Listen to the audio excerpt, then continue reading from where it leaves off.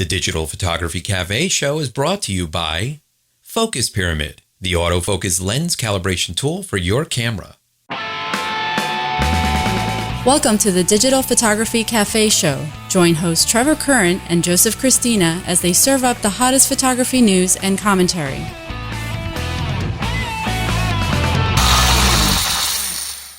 So hey everybody, welcome back to the show. This is episode 211. I'm Joseph Christina. As you can see, guys, there's no Trevor Curran with me today. He is currently working on his office. He's basically redoing the background. He's redoing his lighting. He's working on his audio. And we do that from time to time to make sure that we always have the best audio and the best video that we can possibly produce for you guys. We know you're paying the same price, but we want to give you the best that we can.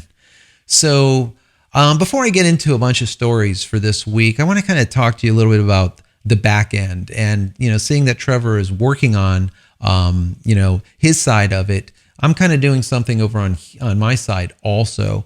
And I just want to kind of give you a little background of how we do this. So I'm sure you guys are aware, if you've been watching us for the last 5 years, that we do basically a double-ended video audio show. So he's in Jersey, I'm in Florida. He's producing, I'm producing, and then I go and do all the production, all the post, all the video after the fact, and marry it all together, and the show goes out to you guys. Now, when we first started, we started recording all of our audio through like Audition or Audacity, I think it was. And we were recording it through a USB mic, and it worked out really well. The problem was, if the computer started doing some background work, let's say some drive work or doing whatever, or downloading some huge piece of software, who knows what, we would end up getting problems with that USB feed. It would break up, or we would lose like pieces, or content would just be lost. And after a while we said, enough's enough. We need to fix this. We want to produce the best content, so we need better gear. And at that point, we ended up making a very large investment in like these radio mics, the RE20, a compressor. I picked up a mixer so I can do interviews here from this side. And also we picked up the Zoom H4n. So what happens now is we offload all of our audio to the Zoom, and that's it. The computer doesn't have to do anything at this point.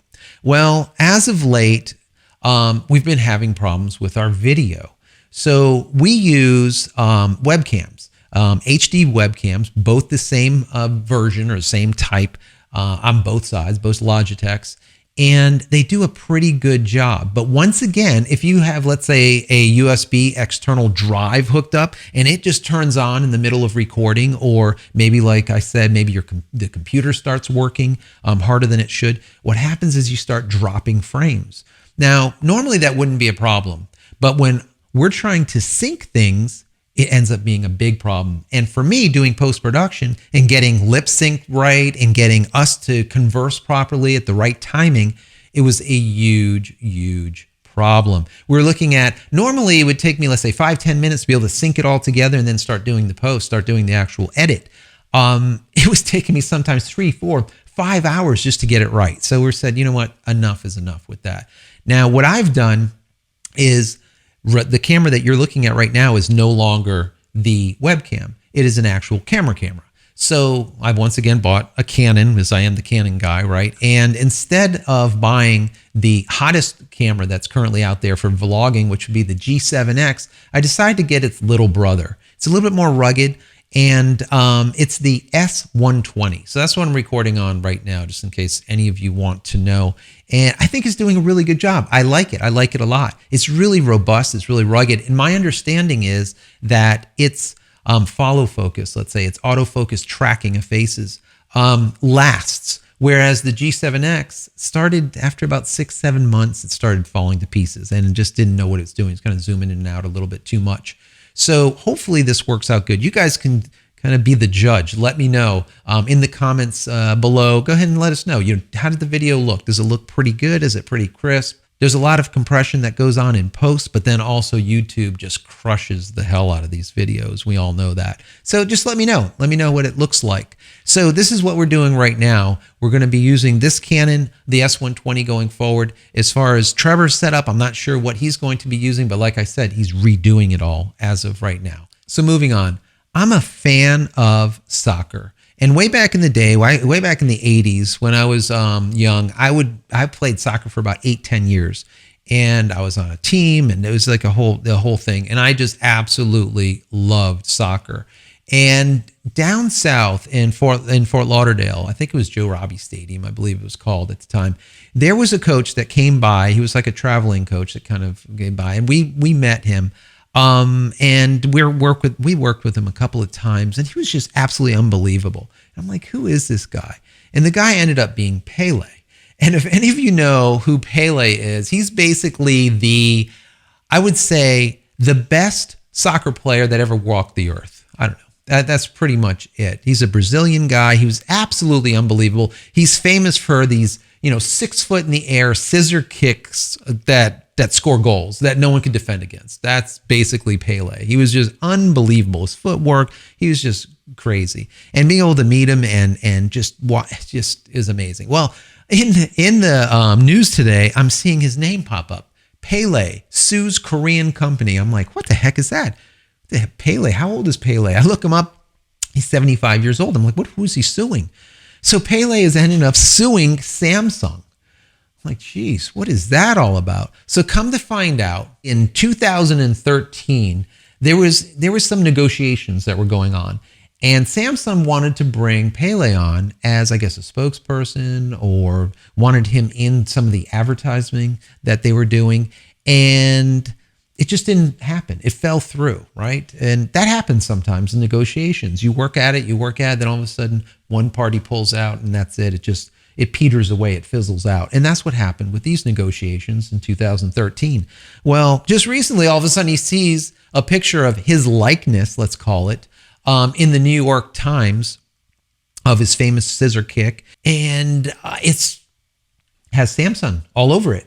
It's almost like he's endorsing Samsung, but he's not really endorsing. It's not even him. So he's like, yeah, no, that's not going to happen. $30 million, people. You need to give me $30 million. That's basically what he said. So he's suing for 30 mil. And, I think that's great. These big corporations, these big companies sometimes do things just because they can. And some of the smaller guys that don't have a lot of money to sue, they just get screwed, right, guys? And this happens all the time. So seeing this, and that's one of the points that he was making. Not only, is it hurting my reputation, and I need that to stop, but also I want this not to happen to the next guy. And I think that's admirable. I think that's great. I think that's really, really important. So we'll see what ends up happening. Hopefully Samsung just says, you know what, here's your, 30 mil, or, we're going to just settle out of court for X number of dollars and just shut up or whatever. That's fine. But at least he's doing it. So I think that's good. Moving on. Instagram. Now, some of you guys are Instagram fans. For me, I started an Instagram account way back. I've never used it. When I read this story, I went to my Instagram account and I'm like, I wonder how many, people I have following me on there. I found out I got 100. So compared to the 22,000 of you guys that are following me on Twitter, that I'm constantly interacting with you guys, 100 people is like nobody. But the article was kind of interesting, and it kind of made me rethink, should I be over on Instagram? And it's a possibility. Now, what they have done as of late, I think it was March 28th is when this happened, is they changed the algorithm, let's say. And the top feed, or the top of your feed, is now going to have a pull or a selection of what it thinks that you will like. Now, we know that there's been many companies that have done this already. You got Snapchat, you got Facebook. That's all they do, is they're constantly. I mean, if any of you have purchased something from Amazon or searched something at Amazon, let's say you need a water cooler and you're searching for water coolers. Then you go onto your Facebook page and you want to see if there's anything going on in Facebook. The very first ad that you see is for what? water coolers, right? So we know this is just what happens. This is just the way it is. So Instagram is going down the same line. And what they're trying to do is they're trying to show you what really interests you. Now, Kevin Systrom over there, which is one of the co-founders, he said that 70% of everything that you post to all of your followers never gets seen.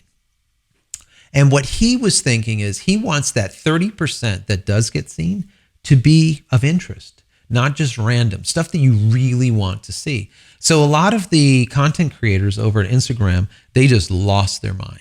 They just went nuts. And now you see on every page, you'll see, go to the top right-hand corner and click on turn on notifications. So every time I say something or I produce some content, you'll get it.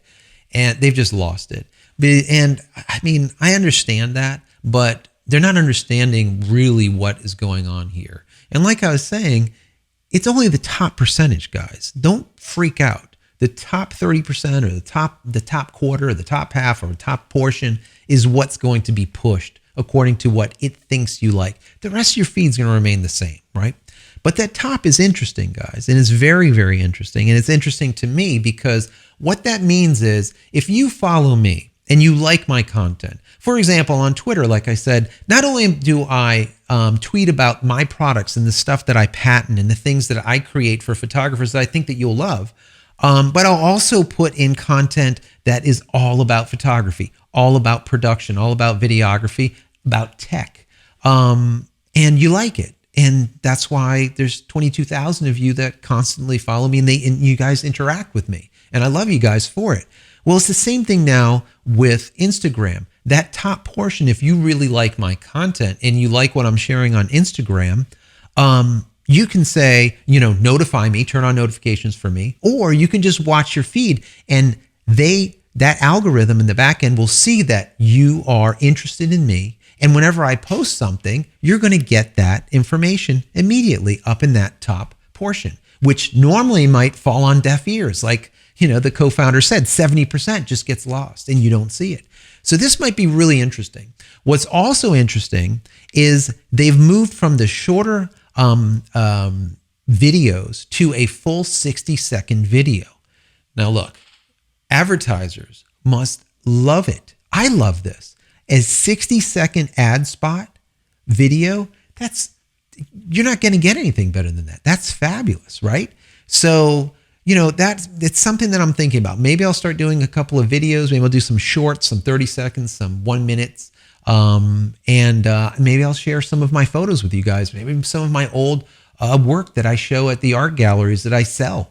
Some of my black and whites that I sell, my fine artwork, and maybe some of the shoots that I do on a regular basis. Maybe I'll do some back end work, some BTS stuff, some behind the scenes and put it onto Instagram. But we'll see. But no matter what, it seems that Instagram, like I said, is taking a page right out of the Snapchat playbook. They're understanding that not only is social big, but storytelling is it. It is absolutely it. Telling a good story is huge. The kids understand it, and now the advertisers are finally starting to get it. The hard sell is dead. You need to soft sell. You cannot hard sell. And telling a good story is the best way to do it, right? That's just simply it. They understand that. So now giving you those 60 seconds to tell your story, that's fantastic. So if you guys haven't followed me, go over to Instagram, follow Joseph Christina. Like I always say, it's Christina with no H. There's no H. It's Christina. Joseph Christina. Follow me and see what I produced. If it's crap, then unfollow me. I don't know. But I think I'm going to give it a shot and see what happens. And I'm going to report back to you guys. Does it work? What does it do? How's that interaction? That's what's really important. Twitter, when I first started way back, was it, 09 or whatever it is, interaction was much, much greater than it is now. The interaction is still there, but it's less. And the reason being, it's becoming more of a push type of thing. And people are just not seeing the stuff. It's just going, it's just going by too quick. Anyways, guys, I got a lot more for you. Hang in there. We're going to take a quick break. I'll be right back.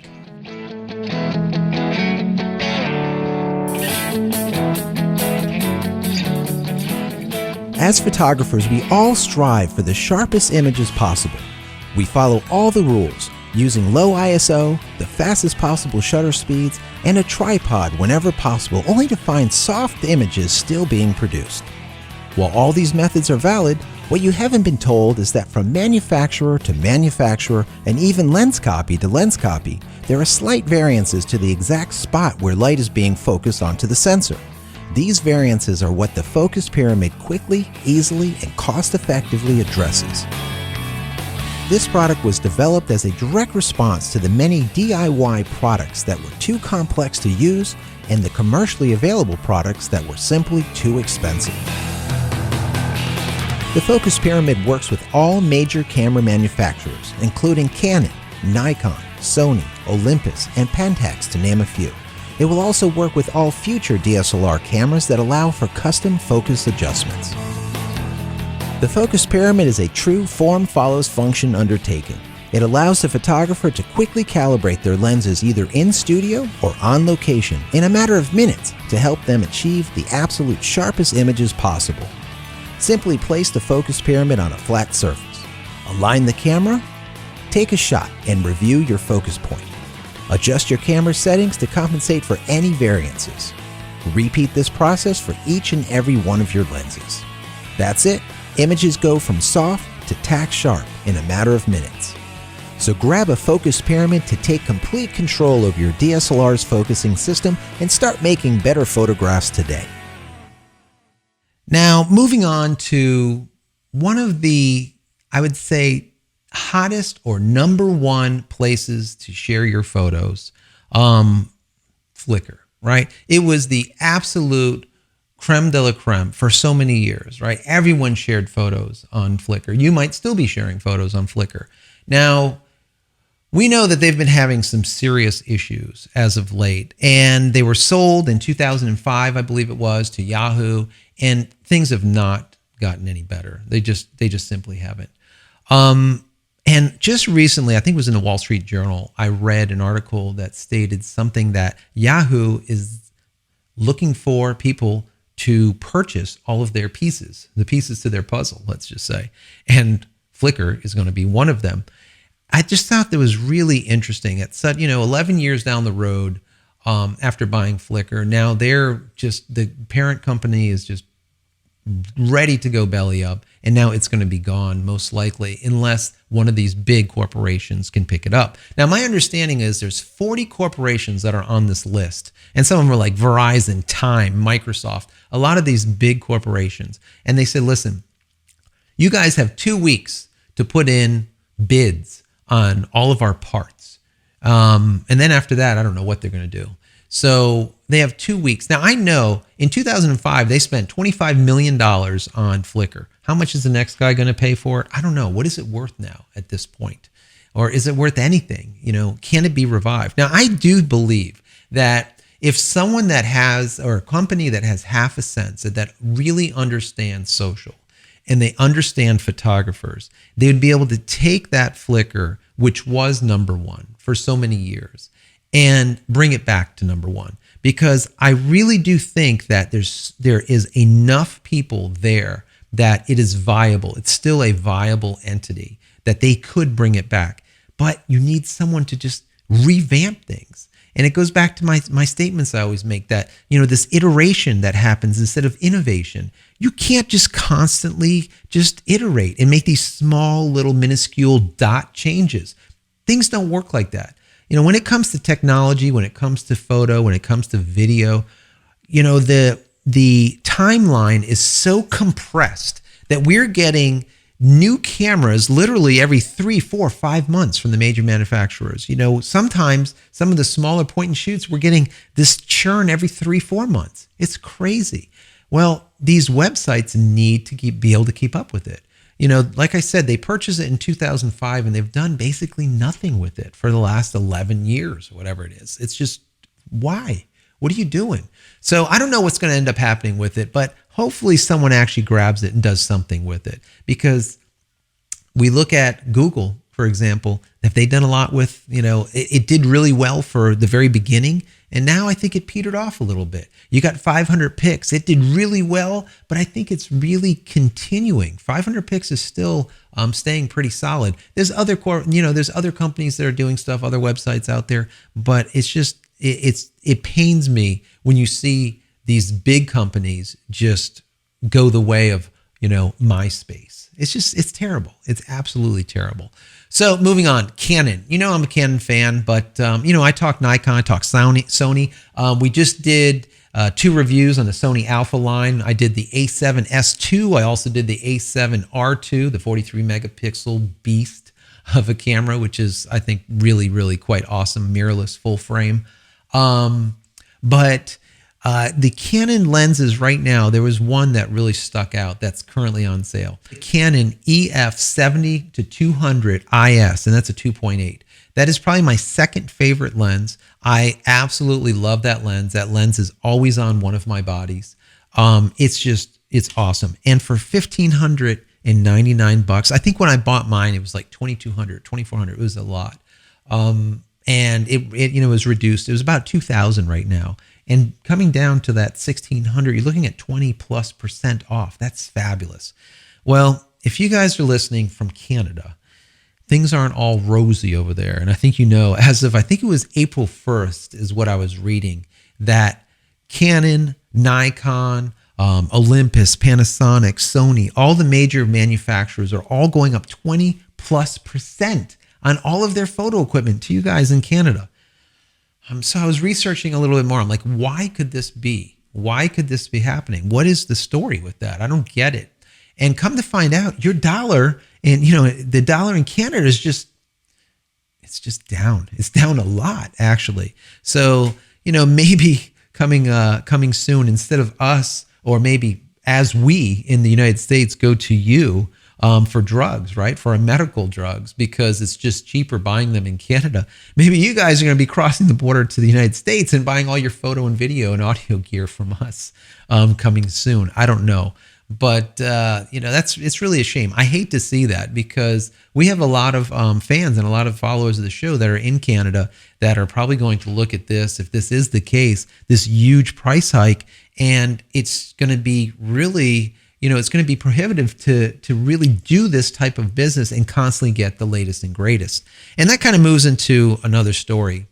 It was about 6 months ago when I was shooting. I was basically producing about 20 videos. I think it was 15 or 20 videos for PMA for their Innovation Now conference. And I was in San Francisco, and I spoke to you guys about it. It was a very interesting time, and I really enjoyed doing this whole production and all of these videos and seeing all of these, just amazing folks from Google, from Disney, and all of these talks and all these great photographers. And I know that there was a lot of photographers that I call them hybrid photographers that do both video and photo, saying, the next best thing to slice bread is 4K. If you're not shooting 4K, you just, you're lost. You have to shoot 4K. Absolutely mandatory. And I remember, telling them, I'm like, just don't buy into this stuff. And I told you guys the same thing. Don't buy into this stuff. I know, down the grapevine, 8K is here momentarily. And my understanding is that I just read that Panasonic is going to, or most likely going to, introduce 8K. Now, originally they said that 8K was going live about 2020. And at that time I said, yeah, no, you're out of your mind. That will never happen. Then they moved that back down to about 2018. And they said, yeah, but I'm like, yeah, absolutely. That will never happen. Because if you do that, there's going to be people that are going to surpass you and you're going to be out of business. That won't happen. So come to find out, rumor has it that an 8K 33.5 megapixels is probably what it'll end up being at 8K camera might be released at Photokina this year. That's only months away, guys. Months away from Panasonic 8K. So if that's the case, what I was saying to you guys ends up being true in the case, and hopefully you listened and you didn't just run out to buy 4K and now you're going to be sitting on it and you're like, well, I got 4K 4 months ago. Now 8K is coming out in literally 3-4 months. Why? And this is what happens all the time. And I talk about this to, students. I talk about it to you guys. And if you have money burning a hole in your pocket, guys, don't buy the shiny new object, that glitz. Don't buy it unless it's something that you absolutely need. And it's something that will help with your business and will allow you to produce more income. Then I say that's the exception to the rule. Buy it. If not, don't buy it, because like I was saying a few moments ago, the timing is just crunched. The timeline is just crunched in this industry. So things are released continuously. And like I've said in the past, camera bodies are like toilet paper. They're constantly going right down the drain. I have, you can probably see behind me, a host of, there's probably back there a 20D, a 30D, a 40D, a 5D, 5D Mark II, a 7D, all kinds of cameras. I feel like a collector sometimes, but I keep them. Why? Because I pay good money for them. I bring them into the studio. I get, I can use them for students for shooting. I can use them internally, but to go and sell them and literally get only a couple of bucks for them just doesn't make worth, it's not worth it. It doesn't make sense. So that's why I keep them. But if you have money burning a hole in your pocket, do two things. Either get educated, spend it on education, or 2, buy glass. Glass is forever. Education is forever. When you buy a piece of glass, that lasts, more than probably 4, 5, 6 lifetimes of cameras. I have glass that I literally use that was created in the 70s, and it's still tack sharp to these days, right? So it's amazing. So buy glass or educate yourself. Education is number 1. Learning how to use your specific camera better is just imperative. So many people that I speak with, they don't really understand what all the buttons are on the camera. Get that manual, go through it. There's even professionals that look at the back of the camera and they look at, they're like, what is this for? Or how do I use this? Or just basic stuff is, how do I bracket things? How do I do this lens calibration that you're talking about? Well, it's there. You just need to look, or you need someone to teach you.